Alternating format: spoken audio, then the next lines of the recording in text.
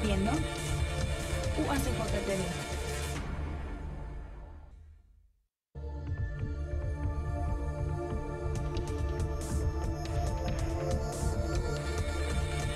UACJ TV presenta. Amigos, ¿qué tal? Qué bueno que nos acompañan. Bienvenidos a este espacio de énfasis a través de 44.3 y también saludamos a quienes nos siguen en nuestro canal de YouTube. Vamos a comenzar la emisión del día de hoy.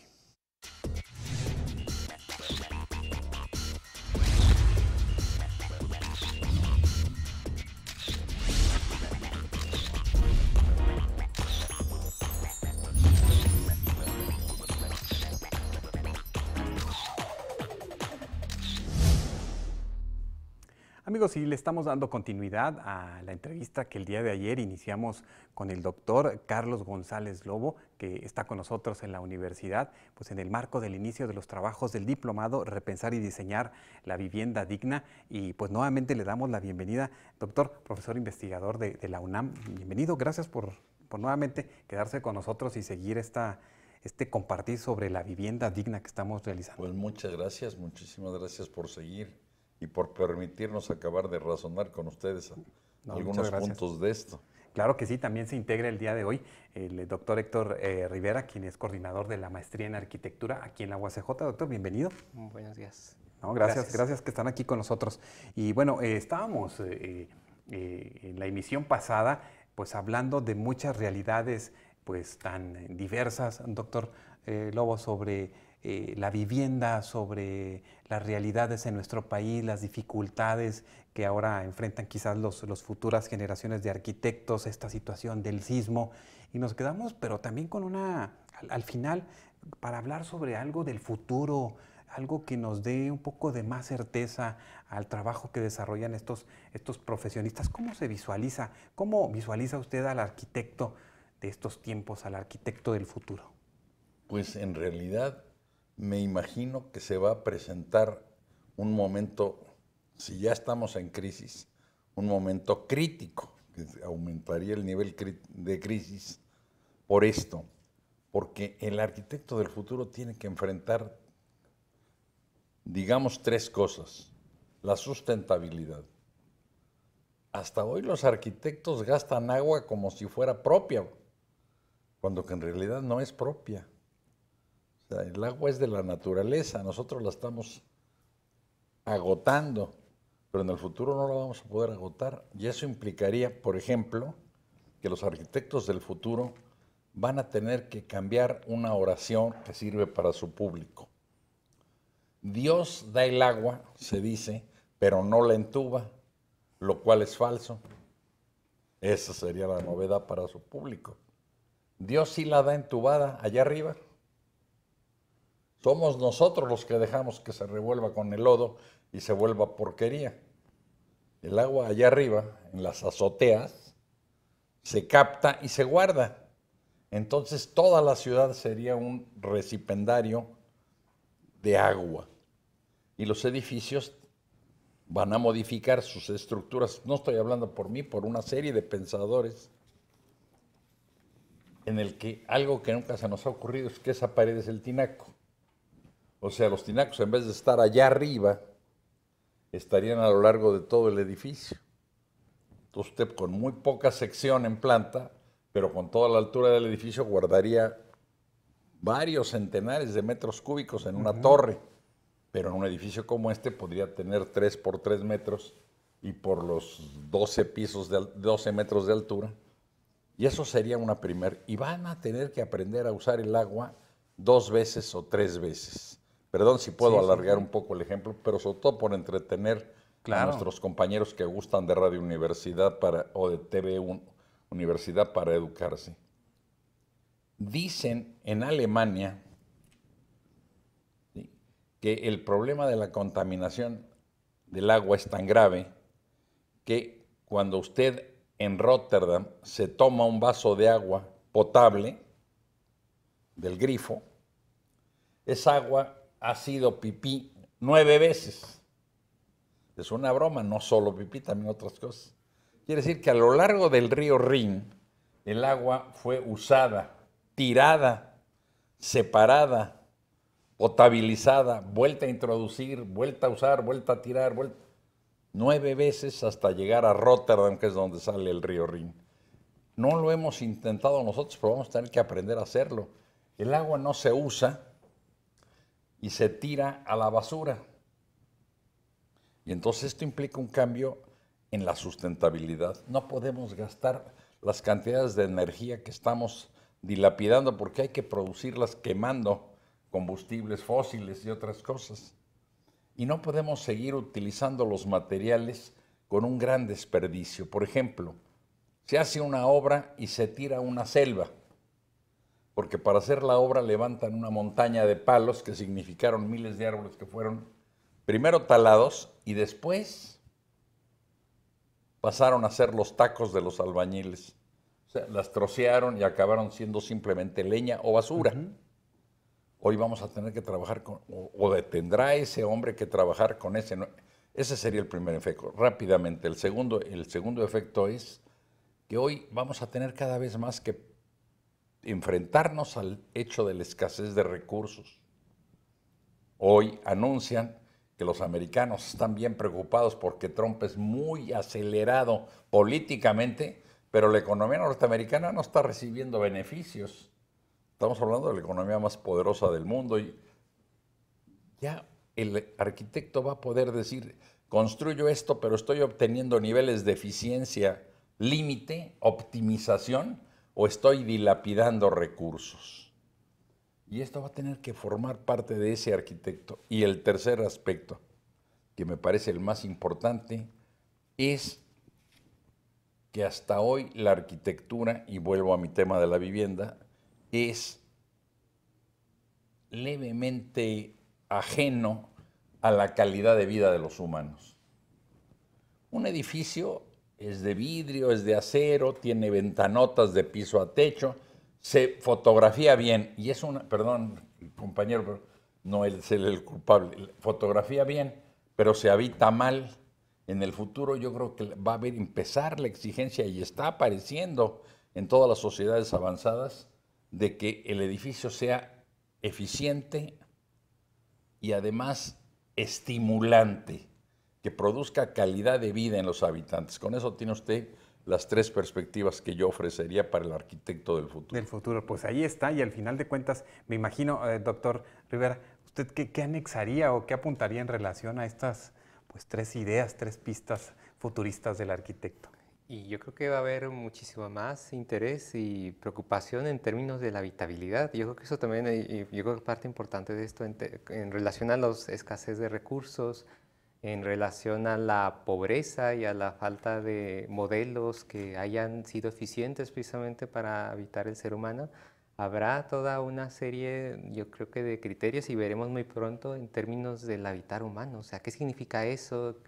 Se pondrá esto como uno de los temas principales precisamente para trabajar en los próximos años. Y un poco por eso, ¿no? Lo están haciendo en países del primer mundo, pero falta la reflexión desde países como el nuestro, en que es mucho más complejo, en que no hay tantos recursos económicos, en que hay otras formas de hacer ciudad, y que parecería que esto va a ser uno de los temas principales que debemos de atender. Sí, en la emisión pasada hablamos de los sismos, doctor Lobo, y hablamos también sobre esta realidad que se cierne ahora en las ciudades, en los lugares donde se ha padecido por estos fenómenos naturales. Usted en los sismos de 1985 participó en lo que sería pues, la construcción en unas áreas centrales de la Ciudad de México. Sí. Háblenos un poco sobre ese momento histórico y de qué manera se realiza esta propuesta, pero en estos tiempos, ¿qué propuesta se tendría que hacer en relación a lo que se vive en la actualidad? Yo entiendo que son 2 tiempos y a lo mejor no estoy calificado para dar un juicio muy exacto. Voy a dar una perspectiva. En el 85, la sociedad ante la emergencia del sismo rebasó, y con mucho, Carlos Monsiváis escribió un famoso documento sobre ello, al Estado. En esta ocasión no, en esta ocasión el Ejército y la Marina, perdón, sombrero para afuera, se han portado a la superaltura. Aquella vez no, se tardaron en participar y casi no lo hicieron. Y la gente tomó las decisiones. Hoy, obviamente, la composición, solo con esta observación, que no es valiosa, es solo una perspectiva, un olfato que me da, significa otra relación con el Estado. Pero salvando eso, en aquella ocasión el Estado se dio cuenta de un problema y que obligó al presidente a tomar una decisión dura: expropiar las viviendas. Lo acusaron de comunista, pero no era cierto. Era que tenía una sociedad en la calle y si él no tomaba una medida radical, la gobernabilidad se podía poner en crisis. Y entonces se les pagó a los dueños, pero que salieron ganando. Los dueños antes tenían una vecindad y les dejaba una renta. Yo trabajé ahí. Había una señora que decía: yo cada mes vengo a cobrar la renta y podría comprarme 2 cajetillas de Raleigh con toda la renta, y además no la pagan. A ella le compraron el suelo por lo que estaba en el valor catastral y ella, como quien dice, por fin vio su dinero y se retiró con su dinero. No hubo por eso violencia, fue muy bien planteada por, entiendo yo, los gobernantes. El maestro de la Madrid creo que fue el que le tocó el incidente, y el señor regente de la ciudad organizó un organismo de renovación habitacional popular para que todos los demandantes fueran canalizados y organizados, sectorizados, y encontraran rápidamente documentos jurídicos que tranquilizaba a la población y daba pistas para poder trabajar. Hubo unos rebeldes, y ahí es del que voy a extrapolar al hoy, unos rebeldes que decían: es que no nos queremos ir de nuestro terreno, porque ustedes nos proponen, nos compran nos pagan un hotel, los dejamos el terreno y cuando ya lo terminen nos llaman y venimos. Y ellos tenían sus dudas. Y otros dijeron: no, no salimos del terreno. Y entonces se creó por un gobierno, Manuel Camacho Solís, en la Ciudad de México, yo solo puedo hablar de la Ciudad de México en esa ocasión, se creó un organismo que se llamó de las vecindades atípicas. Ellos conseguían su propio patrocinio en Francia, en Alemania, con los obreros suizos, lo que fuera. Los árabes dieron dinero, petrodólares. Y ellos conseguían su arquitecto. Entonces la gestión pasó a manos de los pobladores. Todos los pobladores decían: yo te traje, pero si no haces lo que yo quiero, te vas. Yo soy el que te traje. No me dijeron que te tengo que usar a chaleco, sino, y aquí va a estar el punto central, ellos se sentían autoridades en materia de su vivienda. Y para más, ellos organizaban socialmente su colectivo y le encargaban a una persona el manejo del dinero que los donantes y la propia RHP regalaba el terreno, se les daban, la expropiación beneficiaba a los del padrón, ahora ellos eran de rentistas propietarios. Y la canalización era para comprar ladrillo, varillas, etcétera, y ellos mandaban a su arquitecto a que les hiciera su casa. Y participaron muchos miembros de la sociedad civil, la Ibero, la UNAM, la Anáhuac, todos participaron. Yo era de la UNAM y participé de esa manera. Y la gente empezó a decir: sí, pero no quiero que pase esto. Sí, pero sí quiero que pase aquello. Y apareció el tema que está aquí apuntado, el de diseñar la vivienda digna. Ellos decían: queremos que pase esto. No le ponían la palabra digna. Exigían que fuera así, que la cocina sea de tal manera que haya un habitáculo para dormir de cada uno de los sexos, por lo menos, ¿no? Padres, hijas e hijos. Y otras demandas. Y aparecieron además demandas novedosas de ciudad, que es lo que más me gustó en el 85. Termino con esto en el 85. ¿Y qué pasa si, como todo el terreno es nuestro, pero de todos, no de ninguno, no hay un capricho, sino el colectivo vota, dejamos 2 o 3 locales, los que queden más a la calle, más por donde pasa más la gente, para que sean locales comerciales y dejen renta. Y si dejan renta, el pago del compromiso que la comunidad toma con el aparato estatal se garantiza por una renta que, como no es de ninguno de ellos, sino la tienen que administrar como grupo organizado colectivo, se garantiza el pago y se garantiza la permanencia de la organización. ¿Cuál es el motivo para reunirse? Administrar el dinero, y ir y pagar y tener los papeles en regla. Y metíamos a una regularización urbana, o se metió a una regulación urbana esa intervención. Eso fue lo novedoso de ese experimento. Hoy, ¿qué va a pasar? Lo malo es que en este momento hay dos alternativas y alguna no es muy bonita, pero hay que, yo sé que es ofensivo decirlo en la televisión, hay que tenerles miedo a los medios. Los medios a veces manejan las cosas, no solo las informan, sino las... Por esto, porque yo no puedo creer que el señor presidente de la República les haya dicho a los dueños de los edificios, pues ahora ustedes los van a pagar de nuevo. No sé si entiende lo que estoy diciendo, pero es un poco fuerte, ¿no? O sea, nosotros no tenemos nada que ver con ustedes, ustedes hay a ver qué hacen. Pero además van a pagar de nuevo. Ustedes ahora solo son dueños de un pedazo del suelo. Ahí hay un conflicto que estará de un lado. Pero del otro lado hay una enorme población rural que se queja, y yo soy testigo.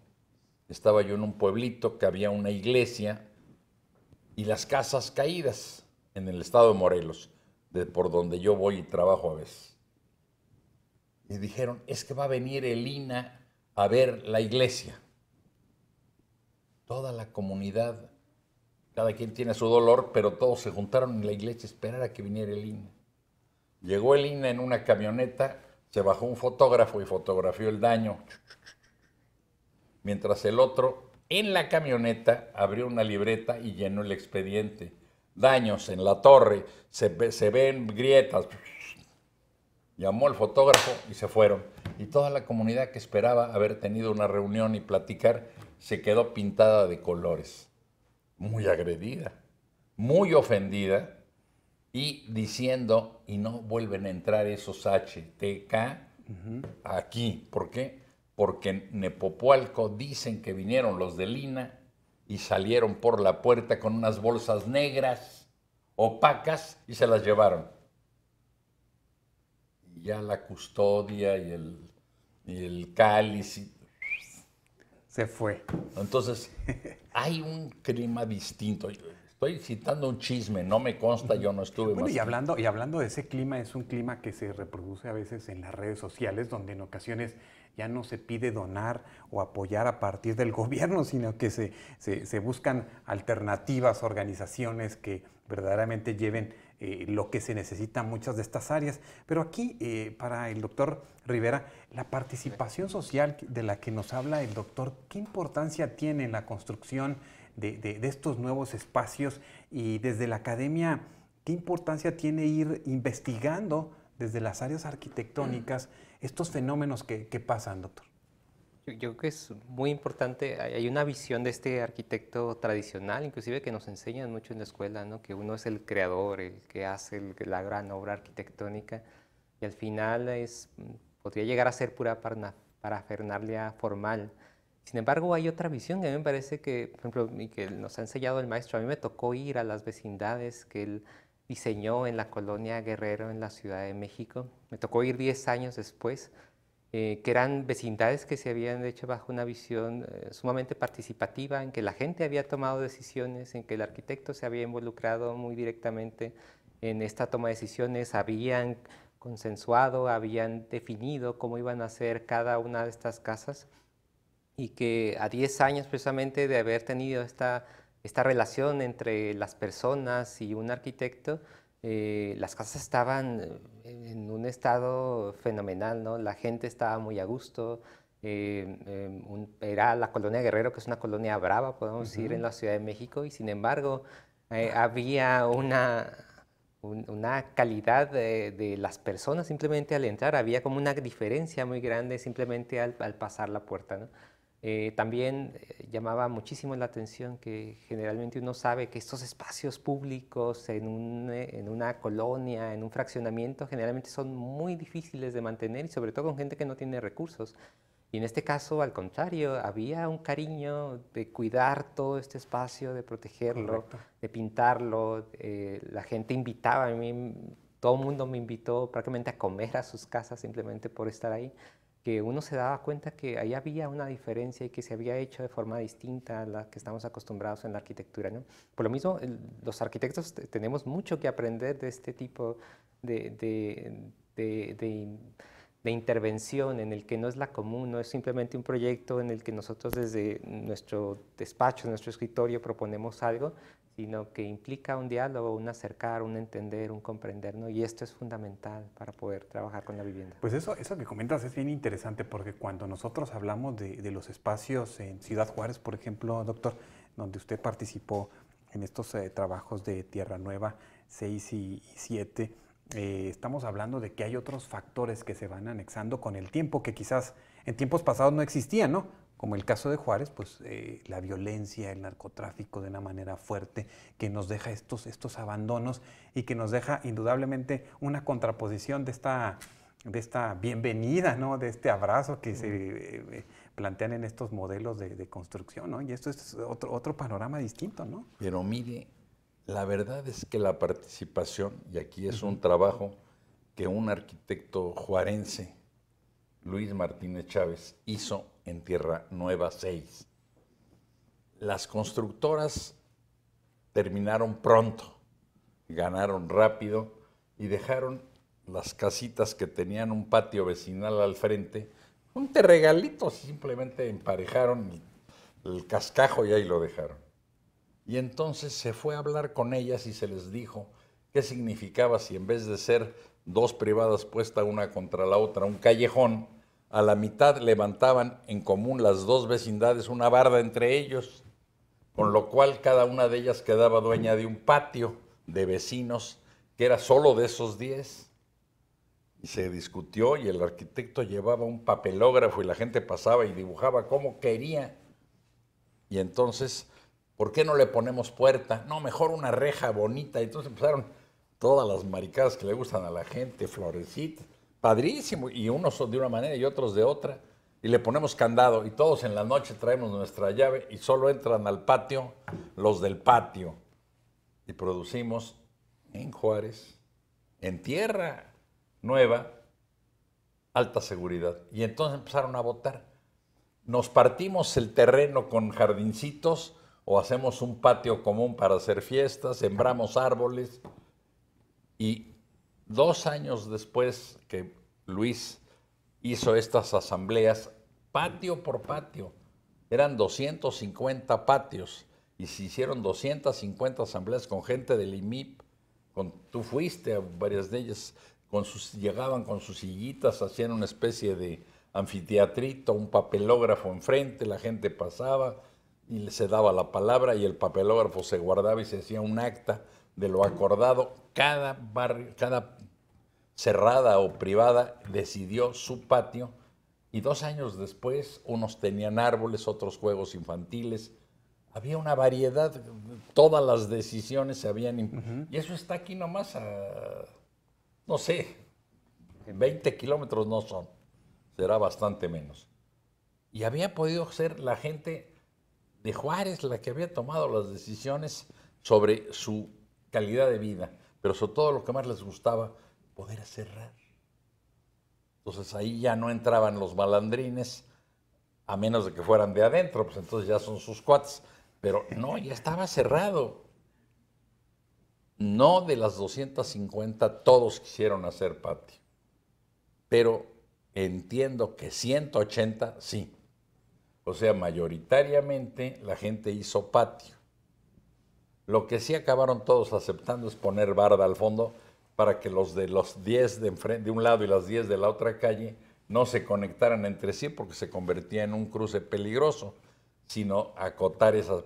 Pero no todos cerraron, no todos pusieron arbolitos. Hubo quienes pavimentaron todo porque no les gusta el verde y otros que pusieron unos árboles generosísimos que en Juárez se dan, no sé por qué.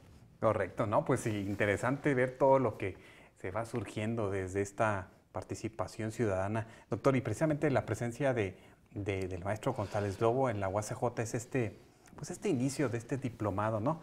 Háblenos sobre en qué idea, con qué idea se va trabajando este ejercicio con muchos arquitectos y personas que les interesan la cuestión urbana y arquitectónica.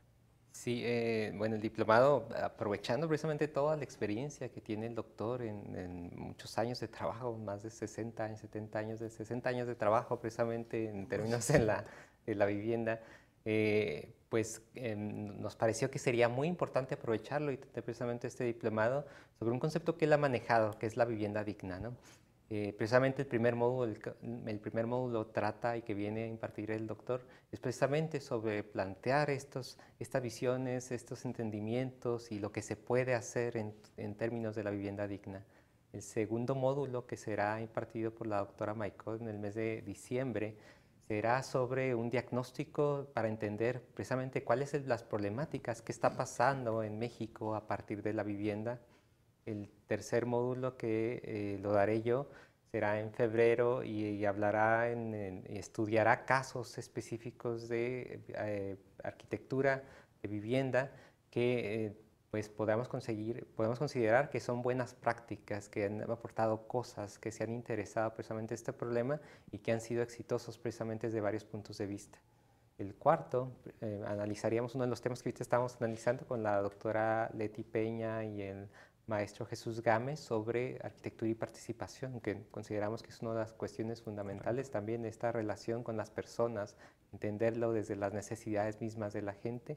Y por último, un módulo fundamental en el que nos interesa muchísimo que participen la gente que estará en el diplomado, es precisamente en diseñar, en proponer, en que esto no quede en una cuestión simplemente teórica, sino que habrá que entrar a la acción y precisamente proponer cosas. Y para eso regresará el doctor y precisamente con eso cerraremos una muy buena experiencia que tiene él precisamente en estas cuestiones de diseño de vivienda. No, pues entonces para el 2018 esperamos por aquí tenerlo nuevamente, maestro, para hacer un balance de cómo se trabajó en este diplomado y seguir dilucidando estos temas que pareciera nos puedan quedar muy ajenos a muchos que desconocemos estas temáticas, pero yo creo que al final de cuentas todos vivimos en una casa propia, rentada, prestada, y yo creo que visualizarnos con mejores arquitectos, mejores profesionistas es un ideal en cualquier país.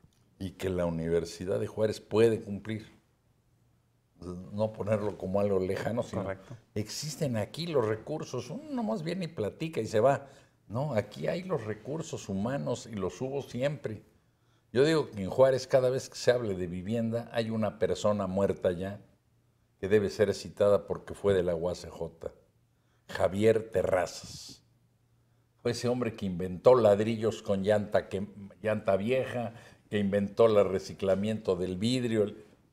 ¿Cuántos trabajos? Y el manejo climático más maravilloso para el clima de Juárez. Entonces yo a la larga siempre he pensado que en realidad debería de haber un diplomado que debería de llamarse Javier Terrazas en la UACJ. Pero eso pues es mi punto de vista, el cariño que le tuve al maestro que a mí me educó, me hizo conocer sus cosas, ¿no? Él y el otro maestro que es Federico Ferreiro, que todavía está en la UACJ, son estas figuras de investigadores que van a darle la garantía de que aquí hay la materia. Y después está la generación de ellos. No solo está Héctor Rivero, está también la propia Laura Ochoa, Alba Maínez, que creo que también es profesora. Y está, bueno, de alguna manera Fausto Gómez, que creo que es muy importante, ¿no? Entonces ojalá y todos ellos garanticen para vuestra universidad que vamos a sacar ese tipo de profesional, no del futuro que platicábamos al principio, claro, sino de un futuro inmediato que le hace más falta a la ciudad. Claro que sí. Pues doctor González Lobo, muchas gracias por su presencia con nosotros y bueno, pues esta es su casa, lo esperamos próximamente. Muchísimas gracias. Muchas gracias. De verdad es un placer estar con usted. No, muchas gracias, doctor Rivero, muchas gracias. Gracias. Seguimos ahí compartiendo para claro que sí, seguir ofreciendo estos temas a nuestra audiencia a través de UACJ TV. Muchas gracias. Amigos, con esto concluimos la emisión del día de hoy. Muchas gracias por vernos y escucharnos aquí a través de UACJ TV.